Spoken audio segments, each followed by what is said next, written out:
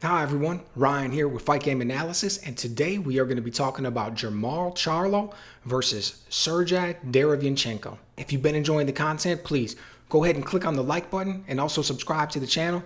Really appreciate your support. Alright, so Jermall Charlo versus Sergiy Derevyanchenko. This is a classic fight in my opinion, right? Classic fight in a lot of ways. On the one hand, you've got Jermall Charlo, mix him up with his twin sometimes in the way that I say it. Their name's so close. And he's the younger guy in this fight. He's about 30 years old. I actually think he's got around 30 professional fights. It's like 29 or 30. A lot of impressive wins. But he's been brought along somewhat slowly. I don't want to say super slowly like you saw Deontay Wilder, he didn't have a very long amateur background. So he got a lot of learning on the job while he was a pro.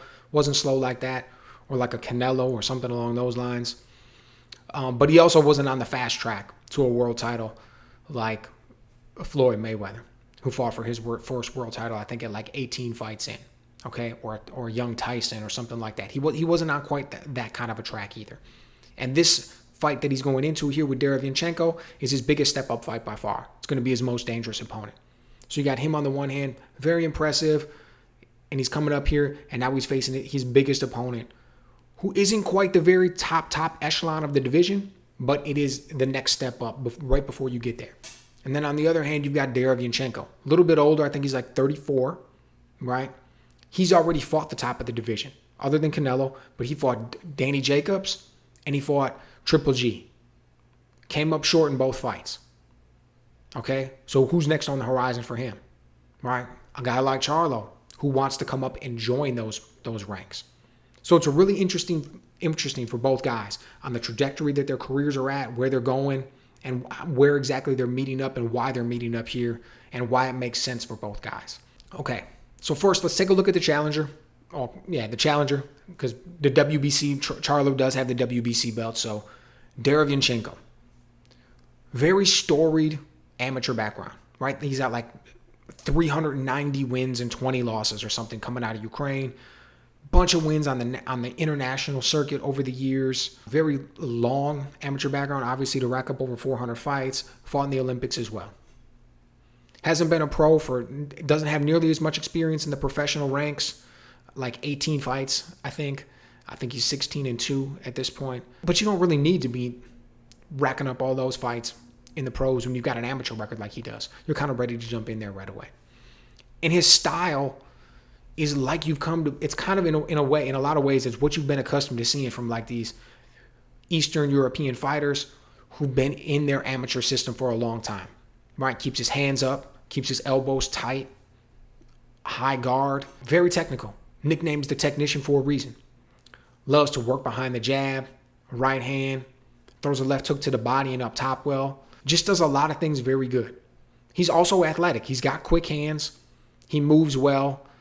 But, nobody would call him like very quick on his feet. He's not fleet-footed, doesn't come in there and work angles great or anything. But he does everything very well. I will say this about him.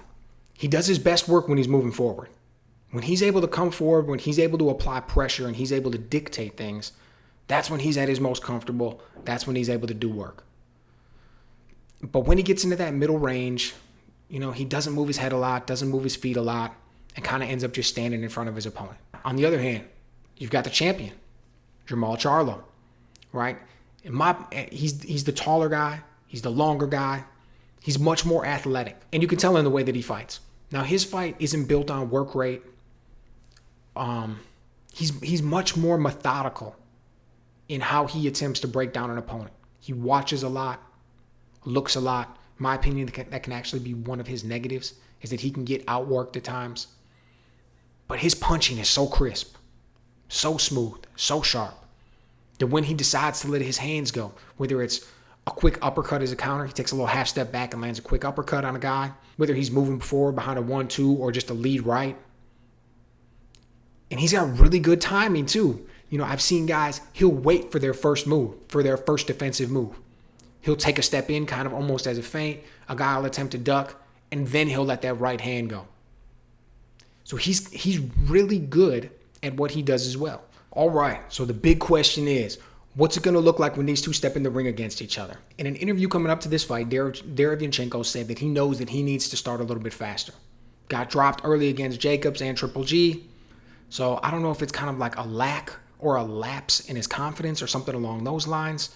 But he said he wants to start a little bit faster, kind of prevent against something like that. Okay, great.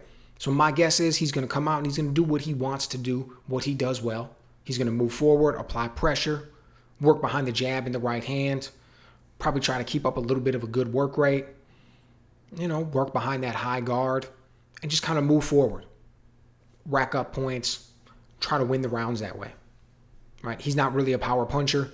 That's not really his thing. He's not coming in there trying to land bombs. If they're there, he'll take them, but he's just going to come forward and do it. And Charlo is going to allow that to happen to a certain degree, right? And I say that because, Charlo can come forward, but he's comfortable staying back. He's comfortable staying in the pocket. He's comfortable letting a guy be aggressive. So he'll be fine doing that. Derevyanchenko wants to come forward. Charlo's going to let him. He'll stay in the pocket. He'll catch some of the jabs, return with some counters here and there. He'll back up, lean back to get out of the way, using head and upper body movement. He'll circle out, stay on the outside. He's fine with that. He won't get trapped in the corner or anything like that. I highly doubt that he'll eat any big shots. But in the early part of the fight, first round, second round, maybe even going into the third round, I will not be surprised at all to see him get outworked. Just to see Derevyanchenko kind of push the pace of the fight, keep it at the speed that he wants to keep it at. He's throwing more punches. He's landing the jab and things like that. Because Charlo's game is built around timing.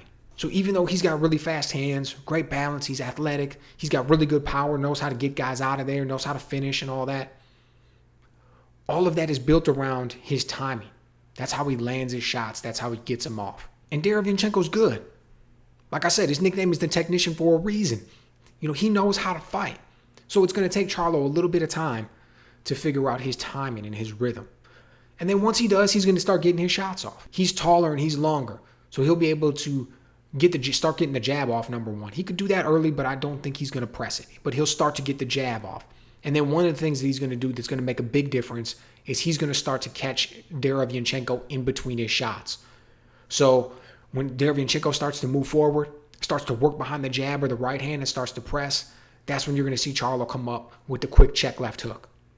You'll see him land a quick uppercut right in between two shots that Derevyanchenko's throwing.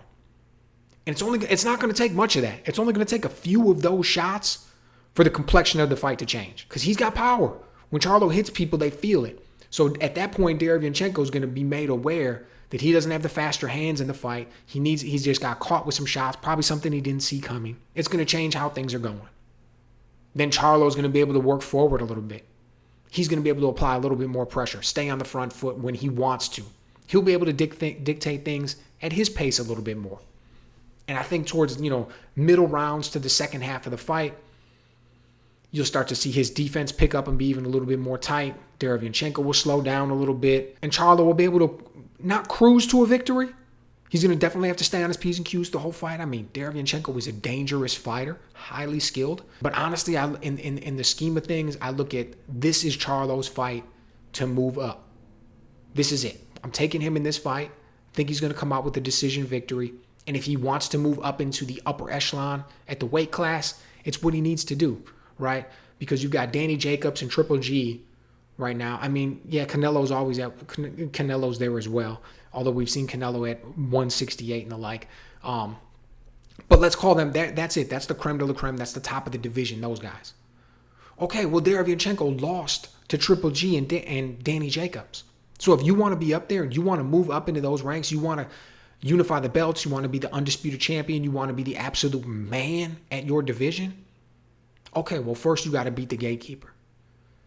This is the man who's opening the gate into the arena to compete with the very best of the division, right? That's why I kind of view Derevyanchenko at this point. So this is the test for Charlo. He's slowly moved up, he's slowly worked up, and this is the test. He wins this fight, particularly if he wins it in impressive fashion. He's going to call out the biggest names out there, and he's going to be ready to get those fights. I think he's going to do it. I think there's going to be some times when Derevyanchenko looks good in this fight. He's going to be able to get his shots off. I wouldn't be surprised if it was very close. But I think Charlo's going to be able to walk away with this one. Let me know what you guys think down in the comments. Do you think he's going to be able to? Do you think he's going to be able to get the victory? Is the technician going to be able to just show him some things that he's not really used to? He's got more experience, and he's going to be able to kind of confuse Charlo in there and walk out with it. And what's next for whoever walks away with the victory?